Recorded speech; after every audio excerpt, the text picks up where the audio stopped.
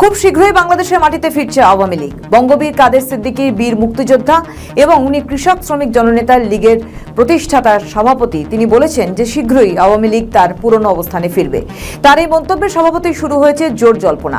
কাদের সিদ্দিকী একসময় আওয়ামী লীগ করতেন, আওয়ামী লীগের এমপিও হয়েছিলেন। তারপর তিনি আওয়ামী লীগ ত্যাগ করেন। শেখ হাসিনার সঙ্গে কাদের সিদ্দিকীর বিরোধ ছিল, আবার শেখ হাসিনাকে উনি বোন হিসেবেও মানতেন এবং ডাকতেনও। কাদের সিদ্দিকী জামাতে পত্রিকাতেও লিখতেন, উনি জামাতে টেলিভিশনে অনুষ্ঠান উপস্থাপনা করতেন। এগুলো নিয়ে বেশ বিতর্কও হয়েছিল। তিনি এবার দাবি করেছেন যে আওয়ামী লীগ কিছুদিনের মধ্যেই তার পুরনো অবস্থানে ফিরবে। আওয়ামী লীগের প্রত্যাবর্তন না হয়ে উপায় নেই বর্তমান বাংলাদেশে। আওয়ামী লীগের মতো একটা এত বড় দলকে একদম নিশ্চিহ্ন করে দেওয়া যায় না। ডক্টর মোহাম্মদ ইউনূসের নির্বাহী আদেশে একটা কালো আইনের মাধ্যমে আওয়ামী লীগের রাজনৈতিক কর্মকাণ্ডকে নিষিদ্ধ করেছিলেন। যতদিন না আওয়ামী লীগের বিচার শেষ হয় ততদিনের জন্য। তো আওয়ামী লীগের বিচার কি শুরু হয়েছে? শুরু তো হয়নি। আওয়ামী লীগের বিচার যদি এখন 10 মাস পরে শুরু হয় অথবা 1 বছর পরে শুরু করেন, 10 বছর পরে শুরু হয়, তাহলে তো ততদিন বিচার হবে না। তাহলে ততদিন আওয়ামী লীগ কি নিষিদ্ধ থাকবে? এটা সম্ভব নয়। ডক্টর ইউনূস যে অধ্যাদেশটি জারি করেছিল আওয়ামী লীগের কার্যক্রম নিষিদ্ধ করে, সেই অধ্যাদেশকে এবার বর্তমান বিএনপি সরকার আইনে পরিণত করেছে। অর্থাৎ এখন আইন করে আওয়ামী লীগের কার্যক্রমকে তার বিচার শেষ না হওয়া পর্যন্ত নিষিদ্ধ রাখা হয়েছে। তাহলে এখন করণীয় কি?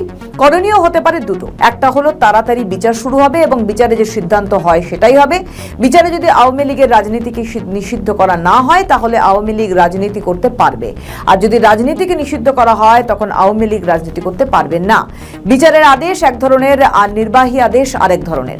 কাদের সিদ্দিকীর কথা মতো যদি আওয়ামী লীগ ফেরে তাহলে পূর্বে শেখ হাসিনা যেভাবে আওয়ামী লীগকে চালিয়েছে সেভাবে আবার কি চলবে এই দল? তাই নিয়ে জল্পনা তুঙ্গে।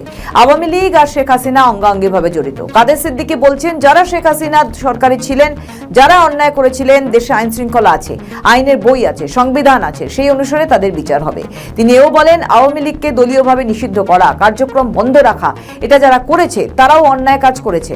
আওয়ামী লীগের আদর্শ কিন্তু গণহত্যা নয়, আওয়ামী লীগের আদর্শ ফ্যাসিবাদী নয়, আওয়ামী লীগের আদর্শ কিন্তু মানুষের ভোটাধিকার হরণ করাও নয়।